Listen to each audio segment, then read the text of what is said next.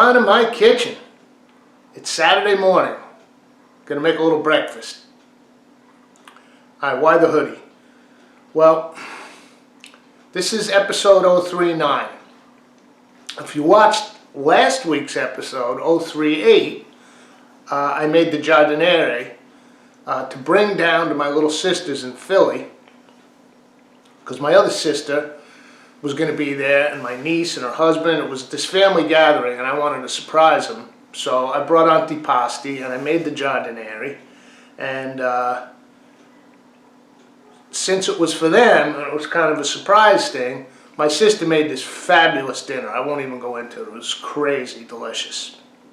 I played games outside. You know, I was at the fun families. So after dinner, since the episode was a surprise, in fact, it's the first one I scheduled to go on YouTube instead of just publishing, because I didn't want anyone to see it before I got there, and you know, we had the antipasti and everything. So we all sat down after this incredible dinner, and they got this television that's like the size of the wall in the living room. I think it is the wall. So she put the episode on, and we had a lot of laughs. And but there were a few things going on. There were murmurs all around the living room, whispers and everything about the lid. I put the jar lid upside down on the table. If you watched the episode, you noticed it. Yes, I need to replace it. But it rusted out over time, but I scrubbed it with steel wool. It's not mold. There was a little bit of rust that got scrubbed down, and those are the remnants. I am fanatical about food, all right? If you don't know that by this show by now, I wash my hands 500 times while I'm cooking. My refrigerator is at a constant 36 degrees. My freezer's at -10. I don't play with food safety, all right? Sorry about the lid, you guys. I'll get a new one. But more importantly than that, we're watching it. People are oohing and ahhing over the food. Rob's father, Tim, loved the giardiniere. Sent him home with a jar. He couldn't stop raving about it. But my sister, Bean, all right, the entire time, the entire show, you think she's looking at the food? You think she cares one bit about pickling cauliflower? No. The whole show. Comb your hair. Comb your hair. I says, this is the show's brand, unkempt, you know. My pans have years of wok seasoning on them. I don't have brand new stainless steel. I'm not going to style my hair for the episode. She's a professional makeup artist, you know. These things matter. Come on in my kitchen. What matters is the food that goes on that plate, all right? But, Bean, to make you happy, I bought this week. What I tried to find, because I wanted to get a little nostalgic about when we were kids, I tried to find, this is L'Oreal Lock-It Extreme Style Gel. $3.99 was the cheapest one in Hannaford. I tried to find Brill Cream or Alberto VO5, because when we were little kids, that's what my dad would put in our hair before church on Sunday. Oh, did I hate it. And he always had one of these in his pocket. Always, right? I bought this one too. Like I ever comb my hair, I just need some wax paper and I can make a kazoo out of it. All right, you happy, Bean? You good? Do I need a little touch up? All right, let's make some breakfast. But now, of course, I gotta wash my hands about 50 times. I'll see you at the board. Psych! We don't have to go to the board. I just realized it. Because we can go right to the stove. What we're gonna do, and by the way, the hoodie's off. Since I got people out there parsing every pixel in every HD frame, don't think I didn't notice all the dog hair on the hoodie. There's Beep's hair on everything that I own, all right? I don't have one article of clothing without pet hair, olive oil stains, ink stains, or tears.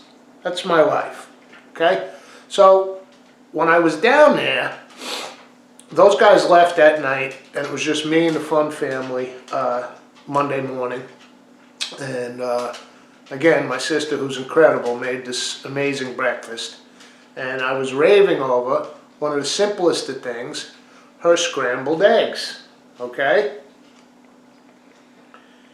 When I was a kid, my grandmother made, I didn't like her scrambled eggs. She was the most amazing cook, forget about it. Lasagna, broccoli rabe, but she'd make you scrambled eggs. They were all brown and crusty. She let the butter burn. So my sisters were fluffy, light, delicious. So I asked her about it, and she said she learned it from her daughter, the loaf. Slow, slow, slow, low heat. Most of you probably know this, but since I'm inundated now with fresh eggs, I'm going to do some scrambled eggs. I'm using 3 because they're coming in all different sizes, okay? So let's skip the board and head straight over to the stove. Okay, I did treat myself to a brand new cast iron, big 12-inch skillet just a couple of days ago. So let's crack these beautiful fresh eggs into our bowl.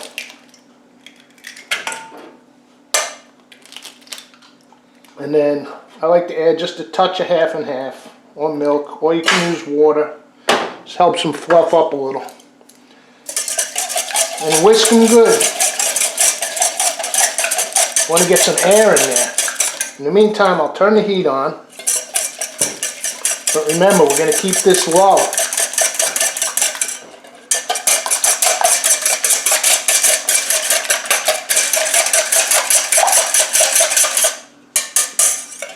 I'll put a pinch of salt. This is this black lava salt that my sister gave me. Her husband brought it home from a trip to Iceland he took with the loaf.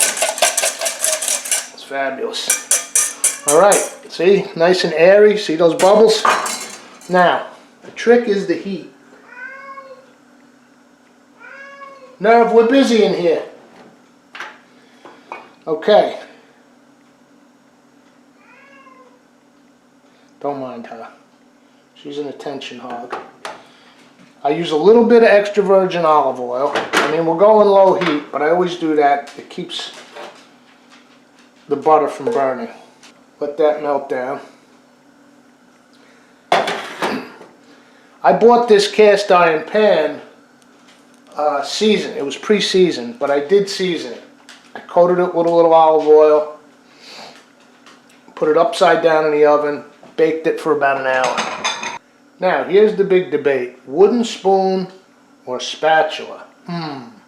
Cast iron. I'm going to go with this nice flat wooden spatula. Reason? I don't know. I don't want the rubber on the warm, hot cast iron. Alright, now, butter's melted. I'm going to lower my heat and pop my eggs in. Once they hit the pan, I'm going to let them sit a good 20 seconds or so. Start to cook on the bottom.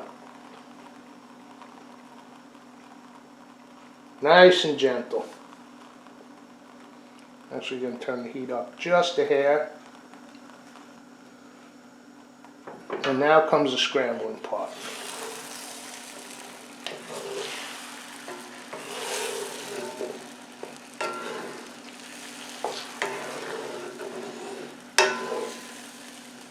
These are going to discolor a little because what happens, I've noticed, is that black salt melts. So you're going to see a little grayish kind of funky coloring. But man, when you eat them, so that's it. I don't want to overdo these. Let's get them on a plate. Nice, simple, quick scramble. Light, fluffy, fresh, delicious eggs. It's October 2nd, you guys. Saturday. My second day of sober October, and whenever I do these sober months, I also try to, boy, would a piece of sourdough toast with butter be nice with this, but I also try to cut back, adjust the diet a little. So I'm going to put some of this baby arugula. Here's some nice fresh ricotta that I made 2 days ago for my figs. I had it with prosciutto, so we'll add a little of that. And speaking of, it's getting to the end of the season. There's only a few left, ripe on the trees. Let's toss those on. Nice little salad. And I'll go with another pinch of the old black lava salt.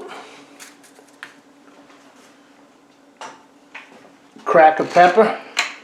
And put just a touch of extra virgin on my arugula salad. And this beautiful Francesconi balsamic from Modena that Paulie and Terry brought me. I'm making a mess already. Just a drizzle of that on the arugula. That's all I need.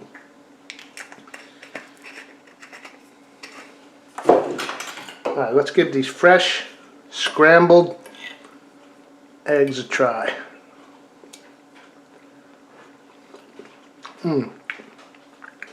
I forget the flavor because they're so fresh. That's the texture. It's like a cloud or a pillow or something.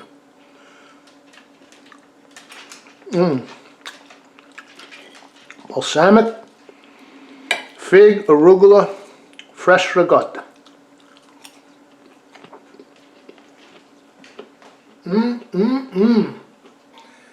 It's a delicious breakfast. I'm telling you. No carbs, fresh egg protein, figs, arugula, with that homemade ricotta.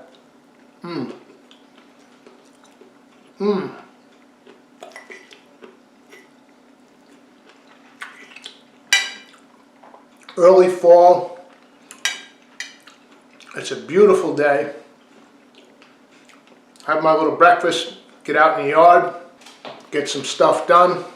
Thanks for coming to my kitchen. We'll see you for the next episode. I'll comb my hair before.